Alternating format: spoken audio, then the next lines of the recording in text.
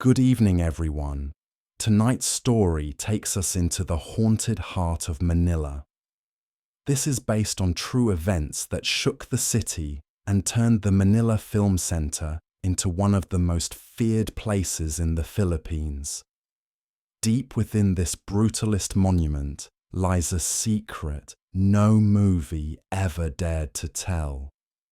They say a woman in a green dress still waits inside, silent and watching. Stay with me until the end, because tonight we uncover what really happened here. Marisa was just an ordinary young woman, 23 years old, with dark hair tied back and a camera slung casually over her shoulder. As an architecture student from Quezon City, she was used to running around the city, sketchbook in one hand, coffee in the other, chasing deadlines and trying to find inspiration wherever she could. Nothing about her seemed unusual. She laughed with her friends, stayed up late to finish floor plans, and constantly worried about whether she had enough credit on her transport card. Her latest project was a research assignment on postmodern architecture in Metro Manila. She had chosen the Manila Film Center, not because she believed in the rumors surrounding it, but because it was iconic and dramatic, perfect for the kind of presentation that could impress her professor. Her goal was simple: take photos, make notes, and maybe grab some dinner on the way home. It was almost sunset when she arrived at the cultural center of the Philippines complex. The sky was painted in streaks of orange and violet, the bay breeze carrying a faint smell of salt water. Marisa parked her motorbike, tightened her ponytail, and stepped inside as if she were walking into any other building. To her, it was just research, just work. The corridors were quiet, the sound of her footsteps echoing against the marble floor. She snapped photos, crouched to get better angles, and muttered to herself about lighting and symmetry. There was no reason to be afraid. And yet, for the audience, the ordinary calm is what makes it unsettling. This could be anyone, a student, a tourist, a passerby. Nothing seems wrong, until it does. The night seemed ordinary, yet something felt slightly wrong. As she stepped into the hallway, the air was unnervingly still, like the world was holding its breath. The single ceiling light above her flickered once, casting a brief shadow that seemed longer than it should have been. Then came the sound, tap, tap, tap, faint, irregular, coming from somewhere beneath the wooden floorboards. It wasn't loud enough to be alarming, but it was just strange enough to make her pause. She froze for a moment, listening. The sound stopped, replaced by silence so deep she could hear her own breathing. A small shiver ran up her arms, but she quickly shook her head and muttered under her breath. Old buildings creak, echoes bounce. With that rationalization, she forced herself to keep walking, pretending it was nothing. After all, she had deliveries to make, and there was no time to be spooked by noises. But the camera of the story, and the audience's attention, lingers. The viewer can't shake the feeling that this wasn't just the sound of wood settling.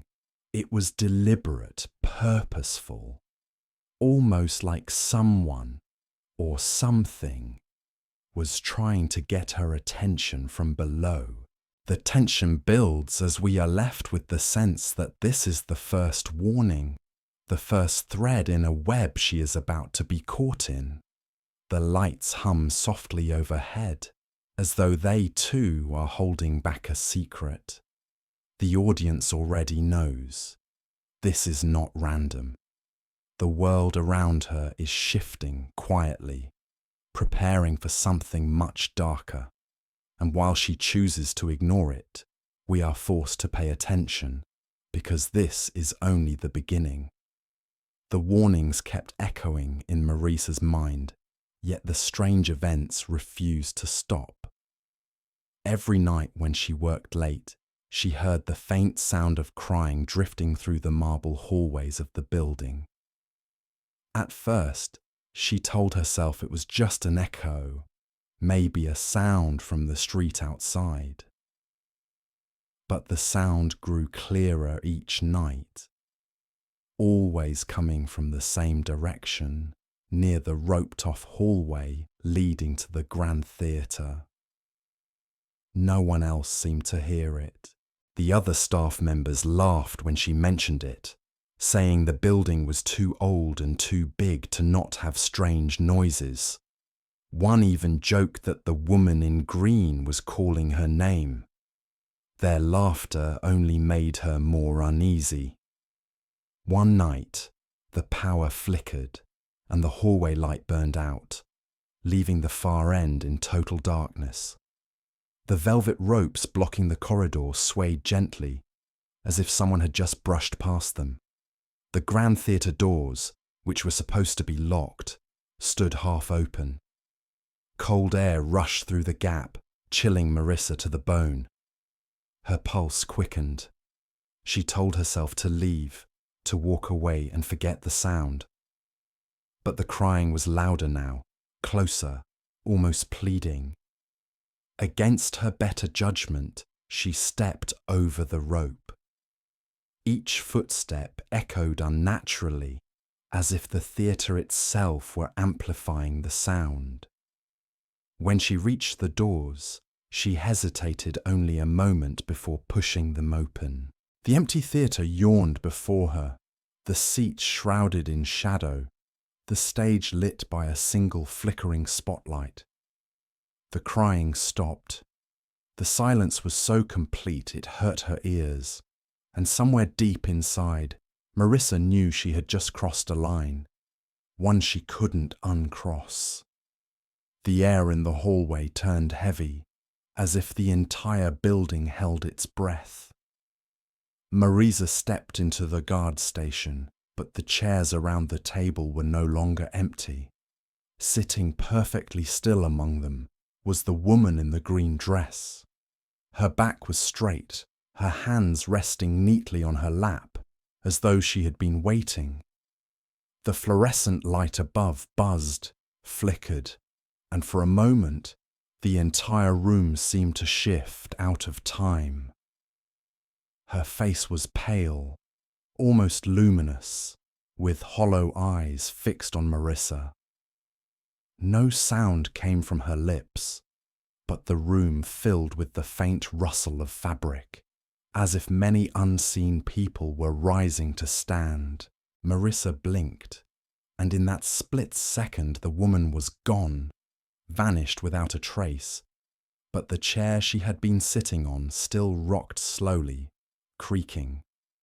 Before Marissa could run, a second guard appeared at the far end of the hallway. His face was pale with fear as he quickly poured a line of salt across the floor, blocking her way back. "Don't look behind you," he hissed, voice shaking. Marissa froze, feeling an icy breath brush the back of her neck. The light above them popped, plunging the hallway into near darkness. For a moment, Marissa couldn't move, couldn't even breathe, as the sound of slow footsteps approached from behind. Every muscle screamed for her to turn, to look, but terror pinned her in place. The guard grabbed her arm, yanking her through the salt line just as a shadow brushed against her shoulder. The hallway behind them fell silent again, but Marissa knew the woman in green had seen her, chosen her, and would not easily let her go. The moment the truth was revealed, that 169 workers had been entombed in concrete while still alive, no one wanted to stay another second. The air in the Manila Film Center felt heavier, as if every breath belonged to someone else. The night guard who had once mocked the ghost stories ran first, leaving his flashlight rolling on the floor. The documentary crew packed their cameras with shaking hands, abandoning half their equipment behind. Even the caretaker, who had lived in the compound for decades, refused to lock the gates. He simply walked away. Yet leaving the place did not mean leaving it behind. The characters carried it in their bodies. Sleepless nights, sudden fevers, dreams of pounding fists under the floor. One man woke screaming every night at the exact time the collapse had happened. Another stopped talking altogether, unable to explain the smell of wet cement that followed him wherever he went. The building itself seemed to watch as they left, windows glinting under the moonlight like open eyes.